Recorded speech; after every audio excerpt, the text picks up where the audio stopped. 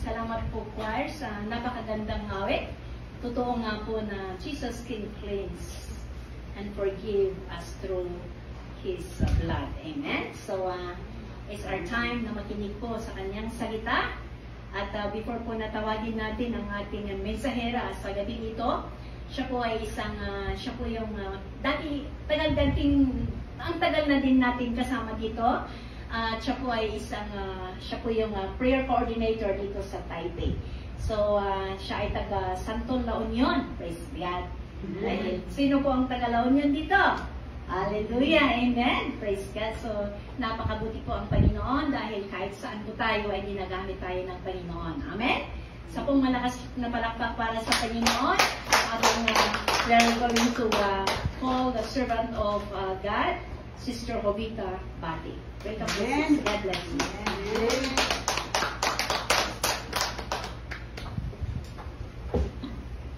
Shalom, shalom. Blessed night, everyone. And all around of Asia, good evening. And let's pray.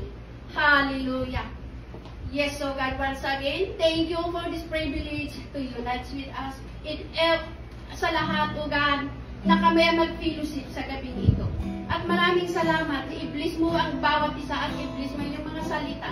And we help us, O God, to open the door of our heart and our mind to understand your words. Thank you sa gagawin mo sa gabing ito at nawa mo ay ito ay mag-isagawa ayon lamang sa inyong kagustuhan. And this is what we pray in Jesus' name. Amen. Let's sit down. Hallelujah. So, our topic for today is about confessing and forsaking sin and hidden of forsaking sin. But unahin po natin ang hidden sin. Kaya bakit may natatawag na hidden sin?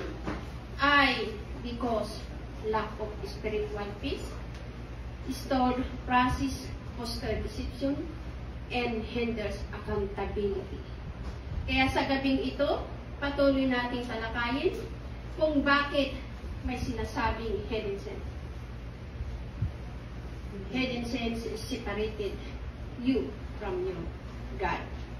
It's a lack of prosperity. At ating basahin dito sa Isaiah 59 verse 2.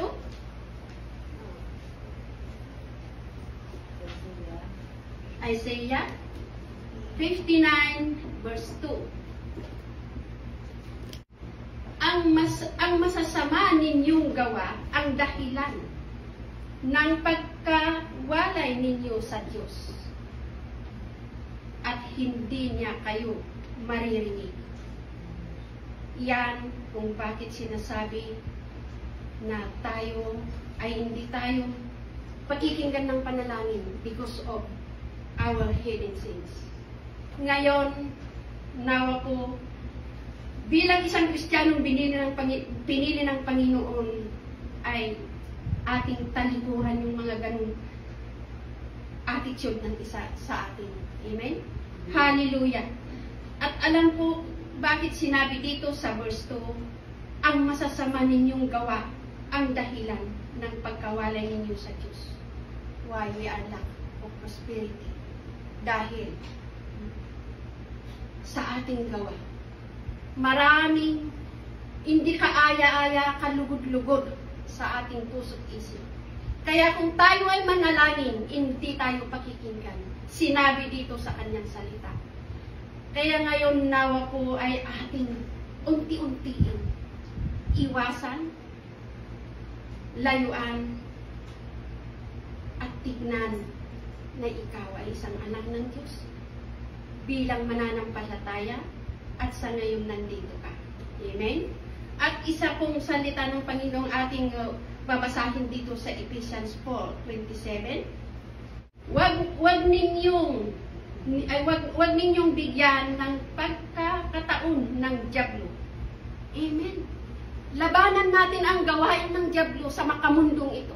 Dahil ito yung hadlang kung bakit tayo malayo sa Panginoon. Yes. At we are separated from Him, sabi niya sa salita niya. ngayon, alam na natin, ang dami talagang nakakatukso. But now, ang salita ng Panginoon na lagi nating pinapakinggan, pinag-aaralan, araw, day by day, in our Bible studies, ay nagbibigay kalakasan spiritual life, bawat isa sa amin. Hallelujah. Iwasan natin na hindi tayo palinlang sa gawain ng diablo. Magpasalamat ka. Isa kang mananampalataya. Hallelujah. Yes, so God. Yan ang why separating you from God.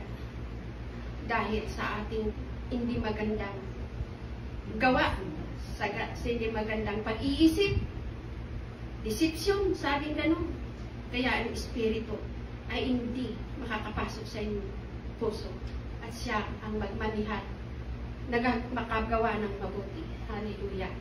Kaya patuloy natin. Number 2 is for the wages of sin is death.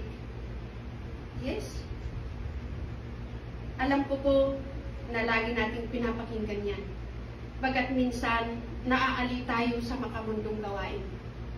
But ngayon, unti-unti natin likasin ang mga gawain ng kaaway upang sa ganon hindi tayo isa sa gawain na sa makamundong ito.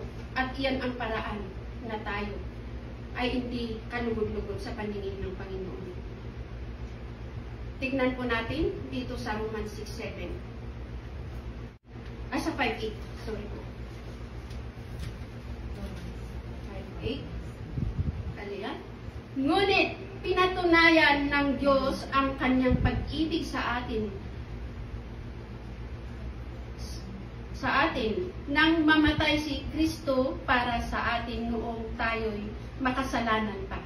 Amen. Alalahanin natin, namatay si Hesus Kristo para sa iyo at para sa akin. Amen. Mamuhay tayo maayos dahil hindi natin kayang pasalamatan ang ginawa ng Panginoon. Itinayan niya ang kanyang buhay para lang maligtas ka. Amen. Huwag natin laruin. Alalahanin mo. Dinala ka sa bahay panambahan para hindi ka mawala. You are from Philippines and you are here in Taiwan, but still, He bring you in His house to worship Him. Napakasakit kung tayo yung nagtaya ng buhay pagkatapos ang tao na pinagsakripisyohan mo ay hindi niya nakikita. How much more our God in His own life na ipako sa krus dahil sa kanyang blood ay tayo nabukasan. Kaya sa ngayon magpakatatag tayo sa ating pananampalataya. Huwag tayong pasulay-sulay. Amen? Amen. Hallelujah. Mahal ka ng Panginoon. Amen. Sabi ng kanta natin, I love Him. Sana iyon ay isagawa natin sa ating pananampalataya. Hallelujah. And once more in Isaiah verse 1 to 15. Isaiah verse 1 to 15. Kapag kayo'y nanalangin sa akin, hindi ko kayo papansinin. Kahit na kayo'y manalangin ng manalangin, hindi ko kayo pakikinggan. Every single moment, ating tawagin ang Panginoon, magpakalinis. Dahil sa habang tayo ay nandito sa ibabaw ng mundo, marami tayong nakikita na hindi kaaya-aya at nasakit ng ating puso. Kaya i-review natin yun. Dahil sabi dito na kahit tayo ay nananalangin, kung ganong karumi, umay-stink yung iyong puso at isip, hindi kayo pakikinggan. Nawa po ito ay magbigay aral sa bawat isa sa atin Pangako ng Panginoon yun sa taong hindi tumitingala sa kanyang kabutihan, sa buhay mo at sa buhay ko. Yes, hindi natin kayang sumbatan o ibalik sa kanya ang kanyang ginawa. Kaya ang gusto lamang ng Panginoon ay tayo magpakatotoo sa ating pananampalataya. Ano man yung kaya nating gawin ay gawin natin. Hindi na pinipilit yung hindi natin kaya. Nakikita ng Panginoon yun. Ano yung nasa puso at isip mo. Dahil kung hindi malinis ang puso mo, hindi makakapagtrabaho ang Holy Spirit sa buhay mo. Alam niyo po, napipil natin kung ang puso natin at ang isip, gawa, ay naaayon sa kanyang kalooban, kahit man lang kaunti yung na ginagawa mo. Nararamdaman mo yung kanyang habag sa iyong puso. Yes, ako talagang habang ako ay lumalakad o kung sana, napapaluha ako dahil alam ko ang lahat ng mabuti ay galing sa Kanya. Kaya sabi ko, Lord, tulungan mo ako na magpakatotoo. Alam ko po, mahina lang ako. Ba't ibinibigay ko ang buong buhay ko sa iyo? Upang sa ganun, ako ay makaharap sa iyo. Paningin. Hallelujah. Yes. Napakabuti ang Panginoon. Third, a man reap what he sows.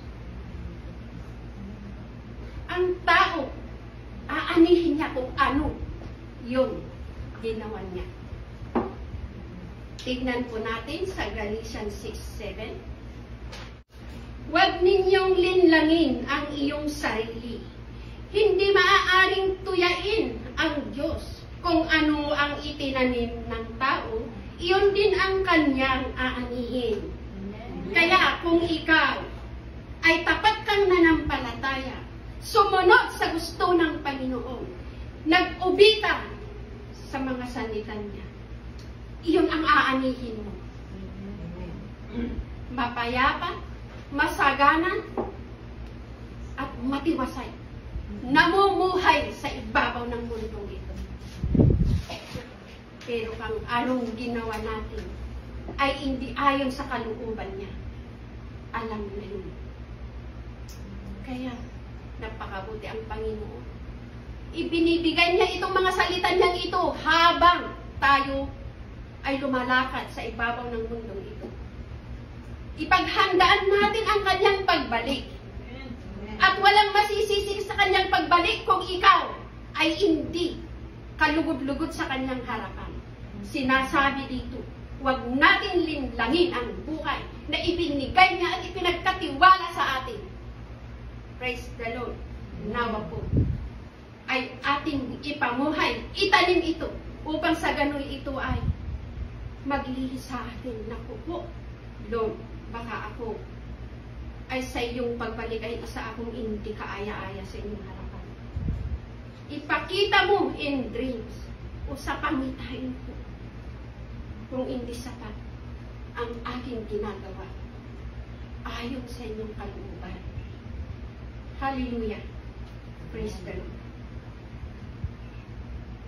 Yes. Talagang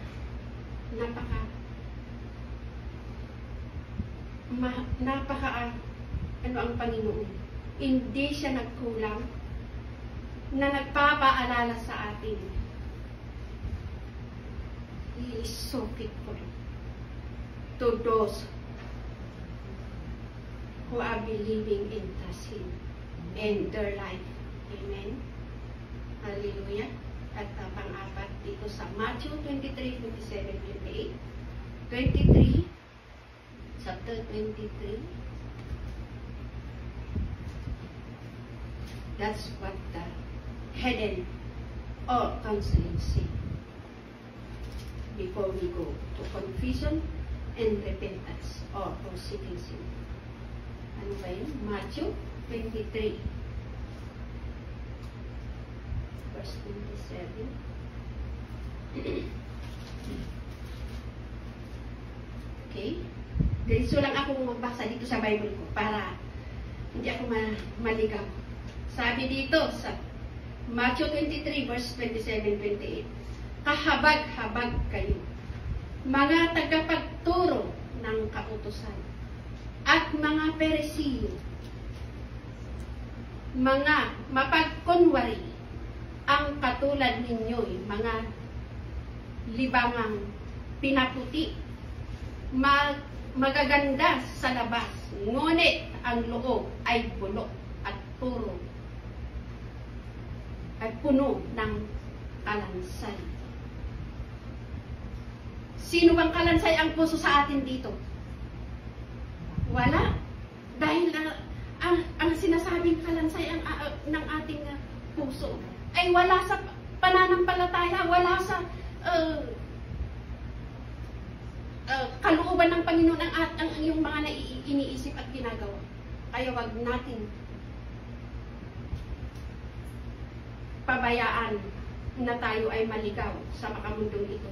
Alisin natin yung hindi kaaya-aya na ayaw ng Panginoon sa ating pamumuhay upang sa ganun lahat ito ay tayo'y mamuhay ng matuwid, mabuti. Trying to do the best we can. The good things God want us to do. Hallelujah. Yes? Napakabuti ang Panginoon. Pinapaalalahanan tayo na sa mga kanyang salita, kung ikaw ay tapat kang nananampalataya, ang puso mo ay buong-buo at ang isip mo ay malinis. Alam niyo po, nararamdaman niyo, tumatagos sa iyong buhay, sa puso at isip ang kanyang salita. Na nararamdaman mo ang presensya niya. Hallelujah. Yes. Kaya napakabuti, napakapalad tayo, bawat isa sa atin. At sa araw na ito ay inuna natin siya. Purihin. Maliit man ang ating ginagawa, bagamat malaki yun sa Kanya. Dahil inuna natin, ang oras natin ibinuhos para sa Kanya. Kantahan, purihin, at makinig sa Kanyang mga salita. Kaya praise the Lord. Kaya yan lang ang aking maano doon sa hidden sin. At alam ko na marami, pero yan ang ating napick up sa umagang ito. At tayo po sa confession, repentance, consequences, kung paano natin lumapit dahil sabi dito sa confession and repentance of our consequences lead to mercy and true prosperity. Hallelujah. Yes. Kaya tayo, bawat isa sa araw na ito, tayo ay napaalalahanan. At kung ano man yung mayroong hindi maganda, kaaya-aya sa ating pamumuhay, sa ating pag-iisip, baka isa tayong naninira, o isa tayong ginagamit ng kaaway, distraction, lalong-lalo sa bahay pa ng bahay, ay ating isurrender. Amen. At tignan po natin dito sa Luke 12, verse 2 to 3.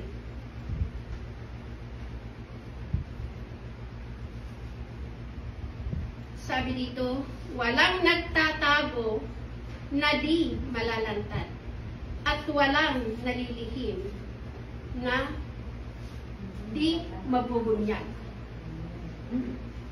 Ang sinabi ninyo sa dilim ay maririnig sa liwanag at ang ibinubulong ninyo sa loob ng silid ay ipinagsisigawan sa lansanan.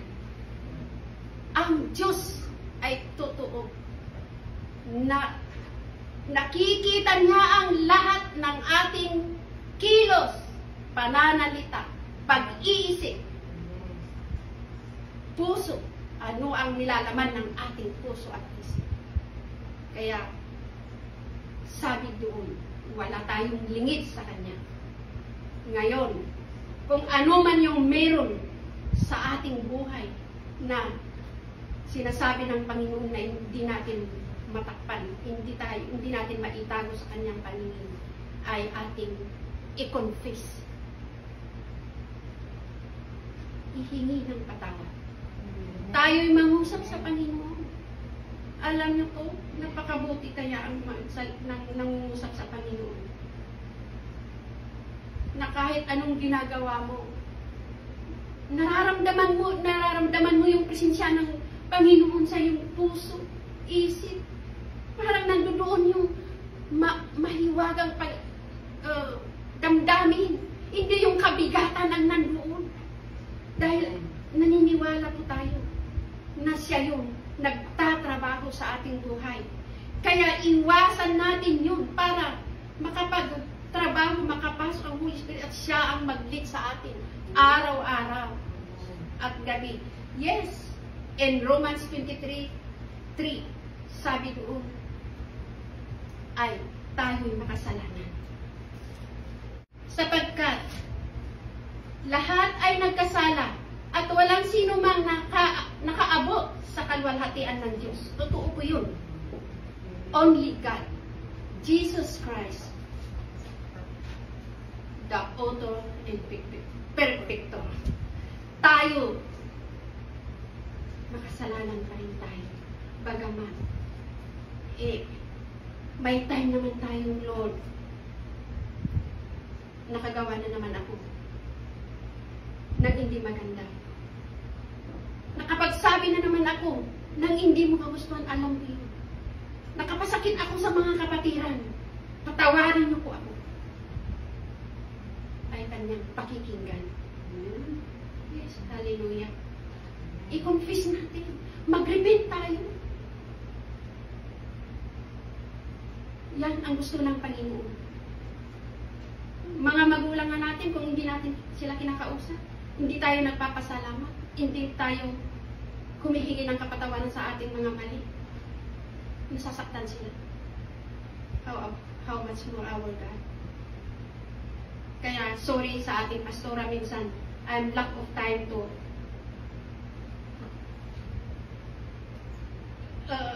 kumusta pastora? Hindi ko ginaganon. Bagamat siya pa rin ang matiisin. Kumusta? Nagkaganon sa akin, kaya minsan nagigilty ako. Kaya, yan, kung hindi natin nagawa yun, ay ating gagawin. Hallelujah!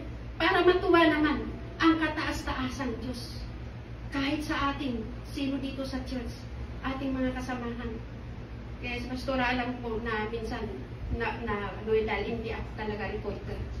Kaya, nakukulang ako niyan talaga. Minsan yung parang, alam naman niya yun, kaya hindi na kailangan mag-report ako. Yung ganun. Kaya forgive me, Lord. I forgive me, pastora. Talagang, alam ko po yun. Minsan, nalilin lang ako sa mga ibang bagay at hindi ko na siya nami-message.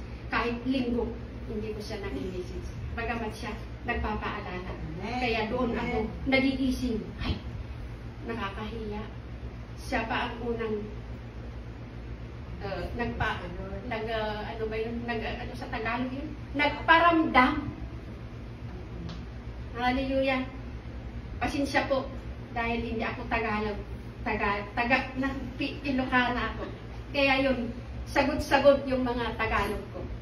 Hallelujah. At patuloy nating basahin ang kanyang salita dito sa Psalms 139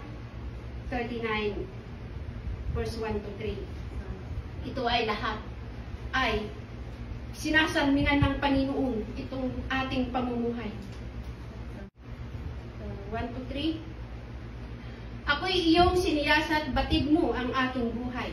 Yan ang panalangin ni David. Ay tiyak mo nalalaman, ang lahat ng gawain ko sa iyo ay hindi lingid. Kahit ikaw ay malayo, batid mo ang aking isip. Ako'y iyong nakikita, gumagawa o hindi man. Ang lahat ng gawain ko'y pawang iyong nalalaman. Ayan ang sinasabi ni King David sa Panginoon. Kaya nawa, ganun din tayo. Dahil wala tayong maitago, walang lingid sa Kanya, ano man ang ating ginagawa dito sa ibabaw ng mundo. Kaya mas mabuti pa na lagi nating i-confess, lagi nating ihingi ng patawad ang ating mga kahinaan, mali na ginagawa sa Kanyang paningin sa atin. Dahil masaya ang Panginoon kung lagi kang nangungusap sa Kanya. Papaano niya sagutin ang iyong mga panalangin, sabi doon, kung hindi mo naman siya kinakausap. Yes? Hindi niya tayo, anong sasagutin niya kung hindi tayo ihingi sa Kanya o tumawag sa Kanya, Lord. Bakit nanghina ako ngayong araw? Sabihin, hindi ka nag-devotion kaninang umaga. Minsan bumangon ako, lalo pag late ako. Ay, hindi bali nag-online naman sila. Ay, ngayon, alam mo, talagang meron yung ganyan na nararamdaman ko minsan. At parang hindi kumpleto yung buhay ko, kahit man lang sa mismo kong sariling personal, ay hindi ako kahit nagpasalamat. Totoo ko yun, nararamdaman ko yun. Dahil minsan nagtiwala, confident ako na nanalangin naman sila, ipinanalangin din ako yun. Oo, ganun ako. Pero alam niyo po talagang nararamdaman ko, hindi kumpleto yung, parang iba talaga yung feeling ko ba? Ano kaya yun? Kaya sabi ko, Lord, forgive me, totoo ko yun. Pero minsan maulit-ulit dahil minsan, ako, napalit ako ng gising. Hay, kailangan bilisan. Kailangan bilisan na agrubat, ano ba yung Tagalog? Bumayak na mga. Oo, bumayak. Para makaalis at punta sa trabaho. Bakit ganun tayo? Pag sa trabaho, very alert tayo. Pero sa ating pananampalataya, gawain ng Panginoon, di ba, Alina? Yes. Hala, kailangan natin unahin ang gawain. Kahit man lang sa pagbangon, pag-upo. Laging sinasabi ng ating mga bisang pastora, pag-upo, kailangan magpasalamat ka kahit dahil sa atin dito. Pero minsan talagang hindi ko ginagawa yun. Kaya yun. Para akong minsan, akala ko yung bus stop ko doon. Yan pala sa ibang bus stop ako napunta. Yan experience ko yan. Yun ang mahirap. Bakit dito ako na? Eh, di ba doon ako? Eh, di lalo akong nalik? Yes. Ganun. Dahil nga hindi ko tinawag ang Panginoon para sa paglabas ko, pag sa pinto ko ay nandoon na idinidirect ako sa aking puntahan. Pinaparamdam na talaga. Kaya, napaka hirap na hindi mo siya pansinin. Salamat, Lord, sa bagong umagang ito, sa bagong paghinga. At kalakasan at ako'y nakabangon. Kailangan palang ganyan. Amen? Amen. Aminin ko, minsan ganun ako. Dahil, pagtingin ko sa oras, wala. Kaya yun, maraming nangyayari. At sabi ko, ay, nagmamadali ako, kaya pala sa ibang stop ako napunta. Eh, ngayon, tinalo akong na-late dahil iba yung pinuntahan ko. Bumalik ako, kaya lumayo ako sa aking pupuntahan. Kaya pinaalala ng Panginoon na ikaw ay hindi mo ako tinawag. Pasalamatan na ikaw ay nagising sa umagang ito. Ang inuna mo yung trabaho mo. Amen. Hallelujah. Yan ang paalala sa atin. Amen. Hallelujah. Praise the Lord. At, hindi pa tayo masyado. At, bilis lang. Dito sa 1 Peter 2, chapter 24. Ayun. 1 Peter.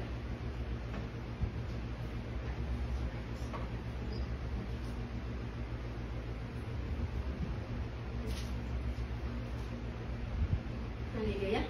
Yes, sabi dito, sa kanyang pagkamatay sa cross, pinasan niya ang ating mga kasalanan upang tayo'y mamatay na kasalanan at mamuhay ng ayon sa kalooban ng Diyos. Sa pamamagitan ng kanyang mga sugat, kayo'y pinagaling. Hallelujah. Yan. Totoo po. Sino siya lang ang ipinanganak dito sa mundo na itinaya ang kanyang buhay para sa bawat isa sa atin. How could you imagine how much He loved us? He loved you and He loved me. Amen. We are far from our family, but still yet He bring you in His kingdom. Yes. He bring you in this BCFI family. Yes. And this is our biological, spiritual life. Sa kanyang pagtaya sa kanyang buhay. Hindi lang hanggang noon. Pero hindi natin alam. Kahit saan pa lang tayo. Because He chosen us by His name. The one to worship Him. And bakit natin hindi ibigay ang kanyang kagustuhan?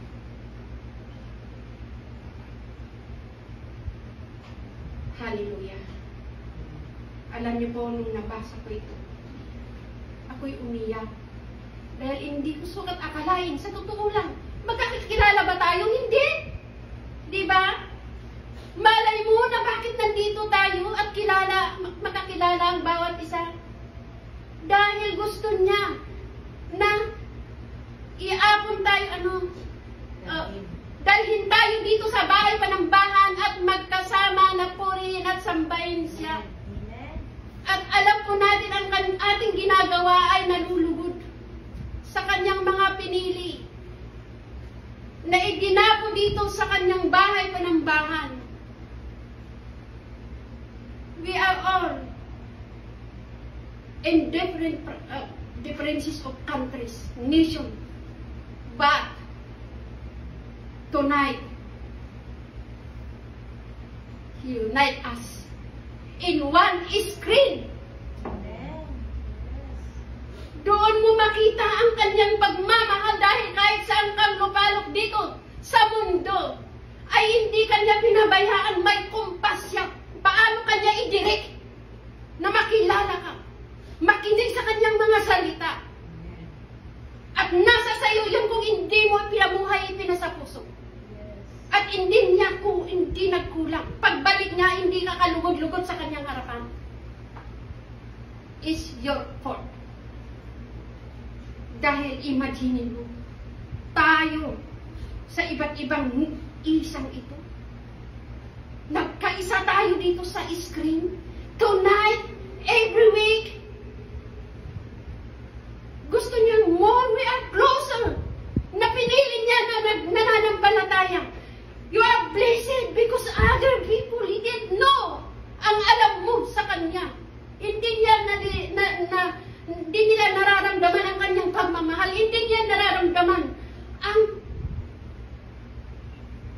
tapat niya at sa kanyang mga pangako. Kaya Lord, tayo nawa po ay bigyan nating puwang itong kanyang ginawa sa bawat isa sa atin. Itinayan niya ang kanyang buhay upang sa gano'y ang bawat mananampalataya na pinili niya, idinako niya sa bahay panambahan at dito sa Family BCFI. Kung bakit ko binanggit ito? Dahil nung dinala ako ng Panginoon dito, in a little while, ako'y lumayo. Hindi ako bumalik dito. Kung saan-saan, dahil ang alam sa kakulangan ng aking kaalaman, alam ko po ay basta church ay pwede na sambahin siya.